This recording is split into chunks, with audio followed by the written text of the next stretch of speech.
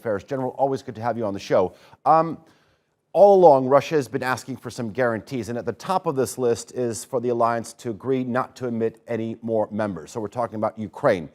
Wendy Sherman, I think, said it best that some of President Putin's security demands are simply non-starters. So as long as NATO doesn't change its open door policy, and the Kremlin says Ukraine should never, never, ever be admitted into the alliance, we're never really going to see a resolution to this crisis.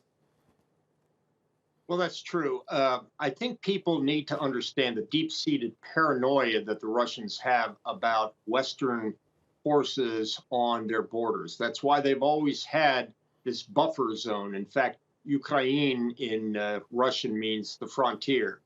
I don't see how we will get past this crisis if, in fact, the Russians don't and won't change that longstanding paranoia. Okay. On the other hand, I think the Americans and Europe candidly are bluffing. They're not prepared to make those concessions that they want, nor are they prepared to make the concessions that Russia wants. Okay, let's talk about some other concessions. The idea of this crisis is to de-escalate tensions. This is a phrase that's been used over and over and again, especially by the Secretary General yesterday. If Ukraine is not going to be resolved here, there are other issues that the two sides can work on, whether it's reducing space and cyber threats, missile limitations, and possible arms control initiatives. What do you think one area is that some advance can be gained?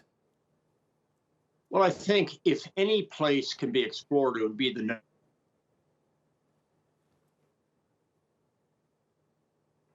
notion of military exercises near the Russian border.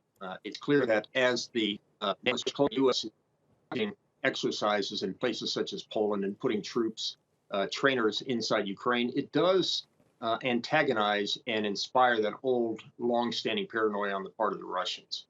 But candidly, the Russians are looking for a legal and lock-safe guarantee that the Americans will not permit NATO into Ukraine into NATO, and that means a treaty. And there's no way the United States will write a treaty that will be long-standing beyond this presidential administration. So I think the only place they can work on is on military exercises. I don't see any other common areas that they have agreement on at this point. Senate Democrats have actually come up with a proposal to sanction President Putin if he moves his troops across the border in Ukraine. Is this a good idea? Well, again, I don't think Putin cares. Candidly, he has the old philosophy of Joseph Stalin. How many troops, how many divisions does Europe have? They know that Europe is not willing to fight. And all we need is a situation such as in the Donbass region, screaming and yelling by the Russian-speaking residents that they're being repressed and brutalized by Kiev. And that gives the Russians, in many ways, legitimacy to come into and occupy the eastern part of Ukraine. So these sanctions, I don't think Putin really cares. This is just noise. General Kimmitt, you started our conversation by using this phrase that Russia has this deep-seated paranoia about NATO moving eastward. Let me ask you, I was reading an article that said that basically Russia was given some sort of assurances at the end of the Cold War in 1989 that NATO would not expand eastwards. We all know that there have been not only several members of the Soviet bloc or the Iron Curtain, but also several members of the USSR that have joined. If this is the case, then this is an understandable paranoia then perhaps.